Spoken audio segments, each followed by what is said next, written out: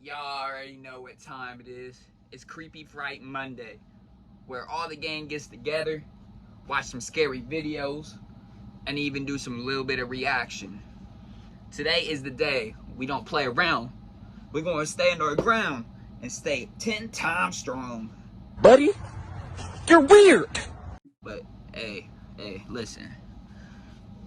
Get yourself a piece of hand-breaded chicken tenders. Get yourself a side of fries. And get yourself a nice can of that Mountain Dew. You know, wash that down. Be a little refreshment. So today, gang, we gonna be reacting to some of Corey X Kenshin's fans on Twitter about Spooky Scary Sunday. And I still wonder, where are you, Corey X Kenshin? Where are you? It's been a while. You know, we all been sad. Really. But dead serious. But listen, today guys, we're gonna be reacting to a little bit of these horror stories that Corey X Kenshin's fans posted. We're gonna be reacting to the 3 true Snapchat horror stories animated. And this was by Bailey. Bailey says, "Hey Corey, these videos kinda creep me out, but I've been a samurai since before you made Spooky Scary Sunday. And then I hope you like this video." You know, we're gonna like it. Okay, Bailey. You know, we're gonna like it. Let's jump into it and see what you talk about, Bailey. Oh, say less. Let's see it. Okay. You know, I believe in you, Bailey. This better be good. This better be good. Count on me. True Snapchat horror story. The following in stories is where loosely based.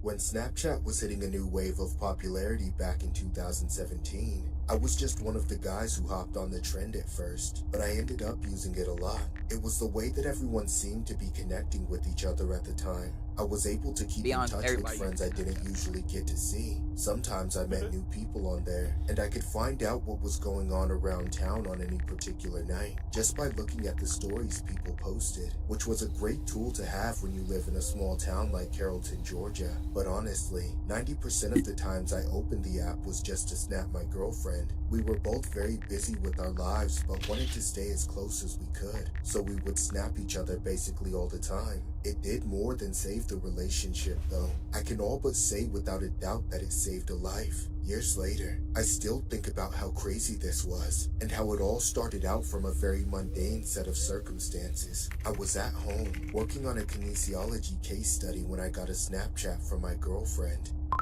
It was just a car selfie with no caption, but that was what most of our snaps back and forth were, just so we could see each other's faces, I guess. I took a quick selfie on my own and Man, I don't know if it's you or me, but don't you got them girls that literally, they do this, just like this.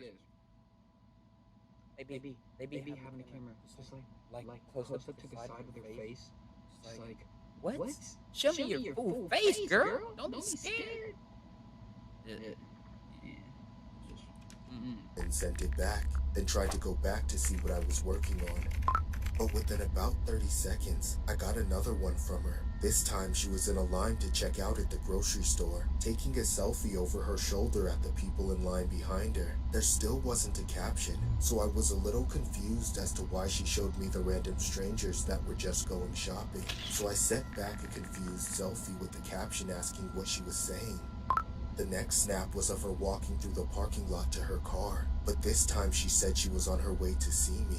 I smiled and looked over at the picture of her for a few seconds before it expired, but then at the last second, I noticed something disturbing in the background. There was a creepy man walking behind her, clearly checking her out. I immediately snapped her back, telling her to call me right away. But despite us going back and forth for a few minutes, there was all of a sudden no reply. I then tried calling her, which I guess I should have done in the first place, but she didn't pick up. She also hadn't opened my message yet, so I assumed she was talking to a friend or too busy driving to use her phone. I knew she was on her way to my place, so I decided to forget about it and tried to get some work done before she arrived. At that point, I ended up getting a little too focused on what I was doing, because before I knew it, over half an hour had gone by.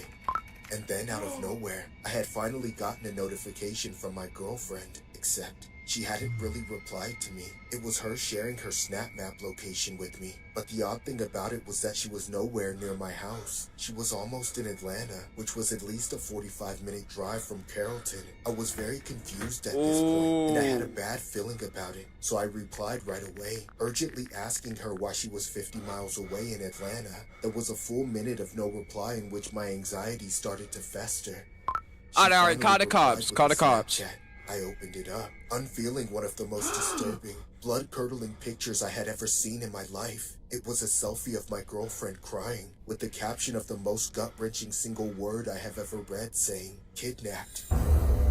That's when I began to lose my mind. I couldn't register what was going on or what logical thing to do next, as my stupid brain didn't think to just call the cops immediately. Instead, I tried to keep the communication going with her over Snapchat. I begged her to tell me that she was joking, but then the next picture made my heart sink even further. She had the camera pointed to the side, showing her in the passenger seat of her own car, with that same creep from before in the driver's seat. And the caption, I could almost hear her voice saying it from the look of fear in her eyes. It read, Don't let me die. I paced around my room in a panic, racking my brain, trying to figure out what to do. I said I was going to get help and told her to keep opening Snapchat whenever it was safe for her to do so. That way her location would keep updating. Then at last, I called the cops and told them exactly what was happening. They took it seriously, notifying all the Atlanta police departments about the kidnapping in progress. And within a few minutes, there were cops from Carrollton at my door to coordinate my information about her location with the officers that were in the right area to find her. The police ended up tracking them down to an empty parking lot behind an abandoned church in the greater Atlanta area. My girlfriend says that the way the cops swarmed in on them all at once was both awe-inspiring, but almost as scary as getting kidnapped to begin with. The man who kidnapped her was taken into custody and thankfully denied bail until he was eventually convicted and thrown in prison to rot for a couple decades. Unfortunately, that hasn't been enough to help my girlfriend from being traumatized about it ever since, and I don't blame her one bit. I've never stopped beating myself up for not going about it better either. I always think of ways in which I could have maybe stopped it from happening in the first place, or at the very least how I could have lessened the amount of time she had to be trapped with that psycho. Of course, we are both very glad that the Snap Map feature exists. Listen, kids, adults, you know, Snapchat is a risky app. You're putting yourself on the line. You're showing live locations, you're showing where you live, you're showing all this stuff. But the cool feature about Snapchat is the live location. Nothing can go wrong with that. And I like the beat. Let me get this. You just probably saying, yo, stop right there. Hold up, wait a minute. Wait a minute. Something ain't right here. Listen, you might be thinking I'm a creep, but I'm gonna be 100%. Share it with family members. Like, don't share it with random people. Like, the people that have their Snapchat maps open and that are quick adding people, they are goofy. Like, you don't know what this society is. This world is cruel and dangerous. But who am I else to blame? Because I'm just a bird in the nest, just looking around. But you know, we're gonna get back into this. The video hasn't ended, but yeah, you know what I mean. If it weren't for that easily accessible way to see and send the phone's GPS location, things probably would have become the worst case scenario. This story was inspired by a case that happened on September 4th of 2017. The image below is the victim in question. The animation pretty much sums up the tragic ordeal. If it hadn't been for the Snap Map feature, things could have turned left real quick. Here's a mugshot of the culprit in question. Police have since released surveillance footage of the kidnapping in the parking lot. Here's what it looked like. I want to see this.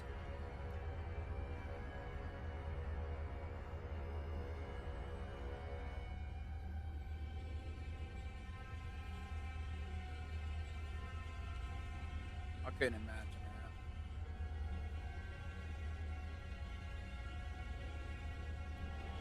that. True Snapchat horror story, narrated by Some Breeds Additional Voice Anapry. Now, Rayleigh's starting to get creepy. You ain't lying. It's starting to get a little bit creepy. I can't say you cap. This happened when I was a freshman in college and lived in a tiny 2-bedroom house in one of the off-campus neighborhoods with another girl. But in an effort to make friends aside from my roommate, I spent as much time as possible on campus. After classes, I would usually study in the library for a few hours or go to the student gym. Whenever I was at the gym, I would always run into this guy named Justin. I never saw him do any real workouts. At most, he would just walk on the treadmill for a few minutes. It was clear that his intention wasn't to exercise, but to lurk around and bother the girls that were there. Me.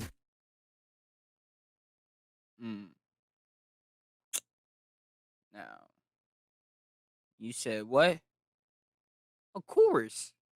He was on the treadmill for a few minutes. Something caught his eye.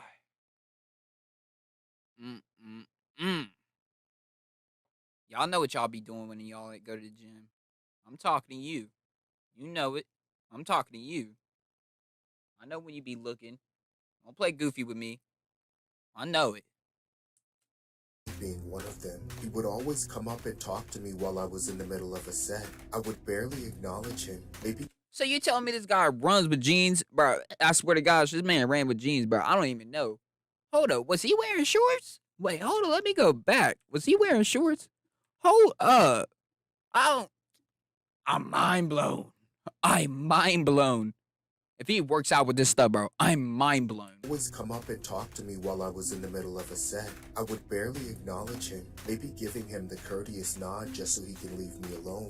That's when Justin took it as a green light to start flirting with me, rudely disregarding my workout. I would try to avoid him, but it was clear he never got the message. Unfortunately, during those early days of college, I was in a vulnerable spot. Moving away from home and going to school made me feel shy, so I didn't have the guts to tell him to straight up screw off like I wanted to. Eventually, over time, we started to form this weird friendship of some sort after he asked me for my Snapchat a bunch of times. I caved and gave it to him. From then, we would snap each other occasionally, but obviously he was a lot more active in the conversation than I was. I wanted him to lose interest and leave me alone, but for some reason I felt compelled to consider him a friend since I lacked having any. But this would all come back to bite me when I started randomly running into Justin more often. We never made plans to hang out, but he had the tendency to just pop up wherever I went around campus. I avoided him when I could, but he was often able to corner me into unwanted conversations where he would habitually ask to walk me home. I always found some way to decline. There was no way I wanted him to know where I lived. However, by the time I started to realize how creepy Justin was, it was already getting to be too late. One night, at around 2 in the morning, I was woken up by a notification. I would usually sleep through that, but I was having trouble sleeping that night because of all the stress from Justin low-key stalking me, so I rolled over to check it out. To my severe disappointment, it was a Snapchat from Justin. I should have left it on delivered for that night, but in a momentary lapse of thinking, I opened it. I was shocked. It was a picture of him standing in the bathroom mirror with nothing but a towel, and he was soliciting me with his caption saying, "Send a nude?" I was so disgusted that I couldn't stomach replying to it, so I left it on read and went back to sleep. A few minutes later, Justin sent me another Snapchat. At this point, I was curious to see how deep he would dig himself into this hole, and what I saw was somehow more disturbing than the mirror picture. It was a selfie of him with tears running down his face. He was actually crying this time. This was more disturbing coming from an adult. The caption read, "Why are you leaving me on red?" I felt embarrassed just for thinking we could be friends, and I was losing my patience. So despite the fact he'd already crossed several lines, I gave him the grace of texting. Please leave me alone. I sent the message. Damn. Got him! Damn.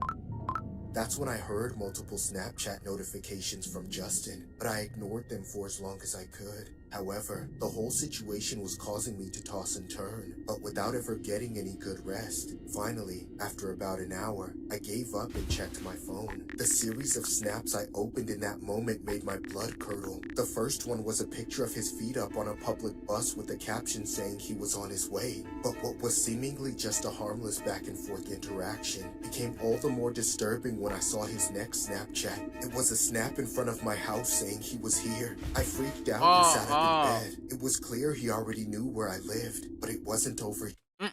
Nope. We wouldn't be rocking with that, bro. We got sticks for that, bro. Boy, what you want, boy? Boy, you gonna run up in my house like this? You gonna run up in my house like this? You gonna take a picture? Boy, if you don't get Take a picture? At this moment, I don't even care. That boy been a goner. Been a goner. Oh. Yeah. Yet, that alone was bad, but it was the third snap that made me know I had to get the police involved. It was a picture looking through a gap between a set of doors. A picture of me sleeping in my bed with the caption, "You look so beautiful when you're asleep." In a heartbeat, I sprang out of bed and sprinted out of the room. Right as Justin burst from my closet and started chasing after me, he nearly got me, but I was able to get to the bathroom down the hall and lock the door behind me. I'm confused. A second later, he was banging on the I'm confused on, like, how did he get inside the room, and she did not hear nothing. She didn't hear him come inside the house and did not go upstairs or go in the room. I don't even know, I just don't know how he got in the room. door repeatedly. All I could do was threaten to call the cops, but it seemed like he wasn't going to leave until I surrendered myself. I collapsed with my back pressed against the door as I sat on the bathroom floor, wailing under my breath. I actually couldn't call the cops. I ran out of my room so fast that I left the phone on my bed. Luckily, my roommate just so happened to be in the other room. She had awoken to the chaos and got up to lock her door and call the police for me. About 10 very tense minutes later, the cops showed up. Justin didn't try to run. He folded and let them take him away, sobbing like a big baby the whole time. Afterwards, I had the conversation with my roommate about how he was able to find out where I lived. The very first thing she asked me was if I left my Snap Map on. I immediately had the biggest facepalm moment of my life, because that's exactly what it was. The Snap Map was a new feature back then, and I wasn't thinking much about it until that moment. However, I also learned how little the college cared about my safety. When the cops ran Justin's background, they found multiple instances of aggravated stalking, yet somehow he was allowed to just wander around campus all the time. This story was inspired by a real-life event where a male suspect would use the Snap Map feature to locate and trace the movements of a female who he had grown an obsession with. When the female started to realize the more random and frequent bump-ins with the male, she knew something was wrong and immediately reached out to law enforcement. The male has since been given a restraining order. The person who submitted the story has attached screenshots of the alleged Snapchats.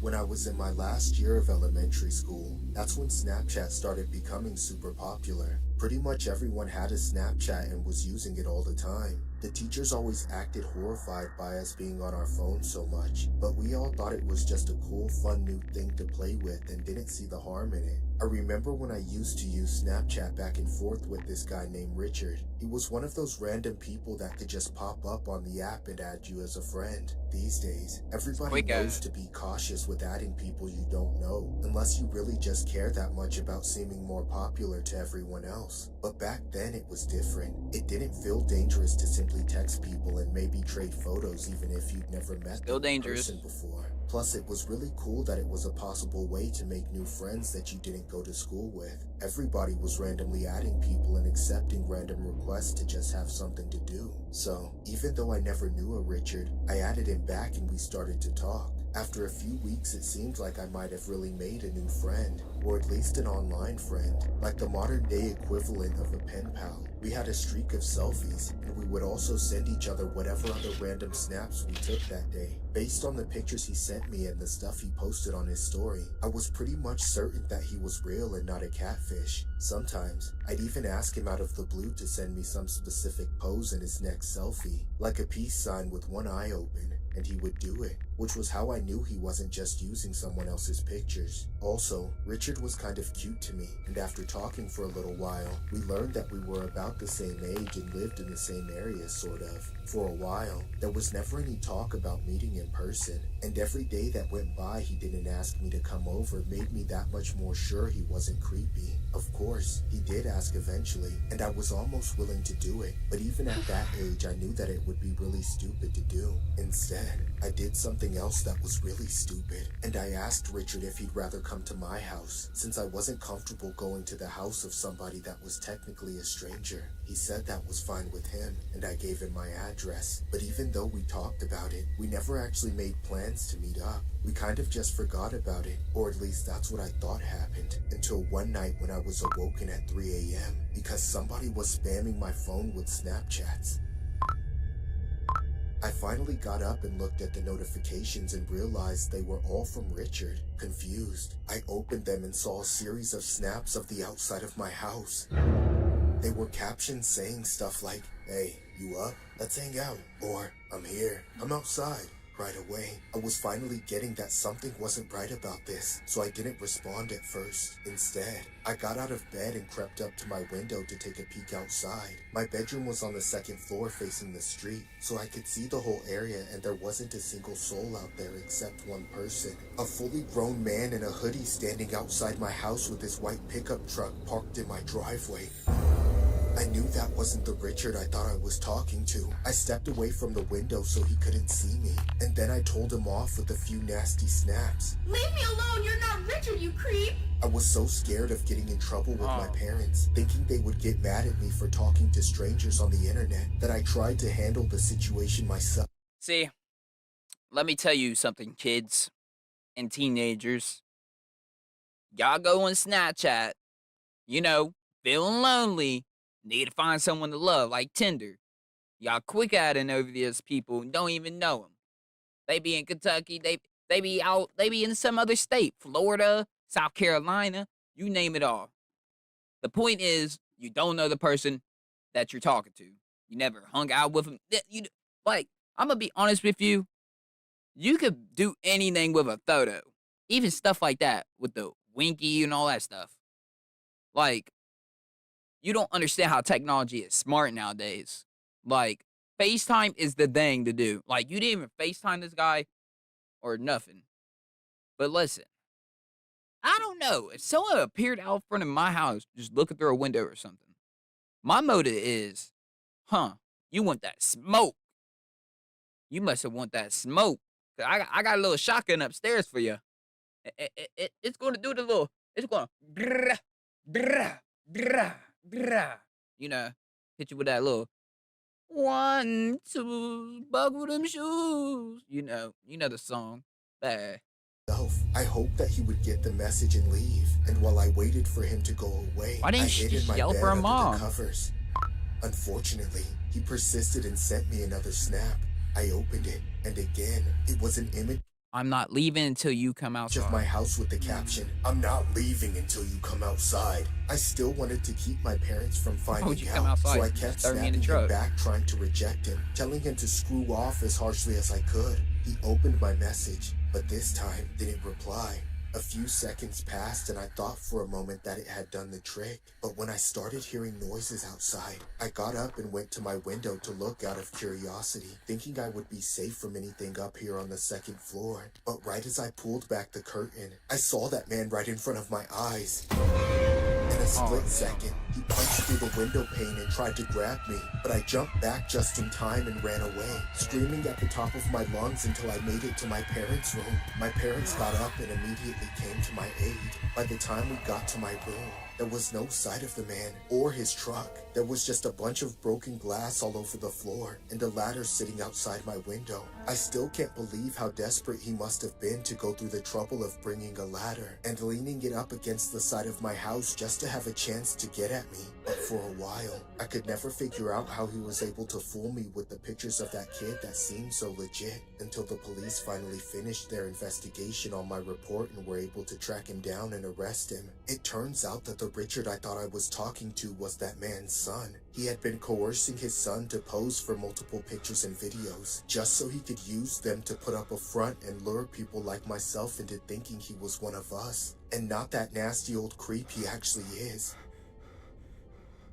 This story was inspired by a man who would intentionally pose as a teenage boy on Snapchat to prey on the gullible, vulnerable victims he tried to lure in. The number of victims was said to be around 31 individuals in total. He has since been arrested and charged accordingly.